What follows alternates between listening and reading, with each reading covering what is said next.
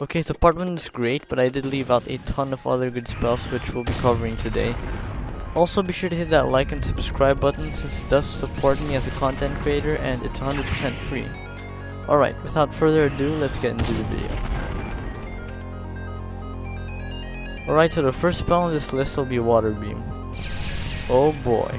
I really never used this spell at all, but then I decided to play around with it, and good god.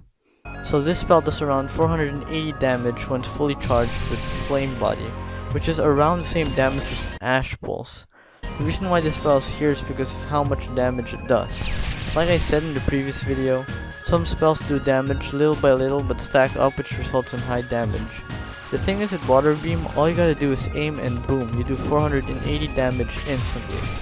The thing is with this spell is you obviously gotta learn how to aim well in order to use it.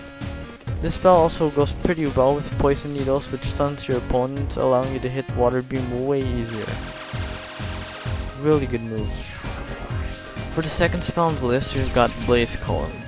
This spell does pretty okay damage and is quite hard to aim since the area of effect is pretty small, meaning you're gonna have to practice your aim and prediction when it comes to using the spell. But the reason why the spell's here is because of the stun. This spell does stun your opponents for like a few seconds, which is really good since you're gonna be able to follow up with like Water Beam or Poison Needles, etc. This move is also really good with Poison Needles since the Poison Needles stun your opponent, allowing you to easily follow up with Flame Column, and yeah.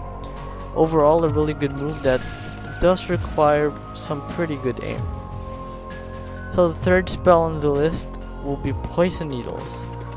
Poison Needles is arguably one of the best multi-projectile moves in game. 1. Hitting all your needles can be a guaranteed kill since it does so much damage. And 2. It stuns your opponents. So this move is really good for poking and combo starting. Once you're able to hit a good amount of needles, you'll be able to follow up with Fire Column and Water Beam. But then again, the spell does require some good aim, so yeah. So the fourth spell on the list will be Thunderbolt. So here's a spell that requires 0 aiming skills. It does pretty okay damage, but what really makes the spell shine is its difficulty to dodge it. So once you're within the spell's range, it's almost impossible to dodge this, since it's really fast and it comes out almost instantly. And that's what makes this spell really good. So it's really good for poking and chip damage, but it isn't as good compared to Water Beam if you're going for the high damage output. But overall, it's a really good spell that doesn't really take that much skill to use. So the fifth and the final spell will be Spiky Shield. What makes this spell really good is its damage reduction.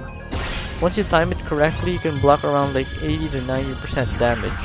This spell can be incredibly useful when going against opponents who use one-shot combos and really high damaging spells. And this spell also does damage and stuns anyone within your area. So overall, it's a really good spell and it's pretty useful too.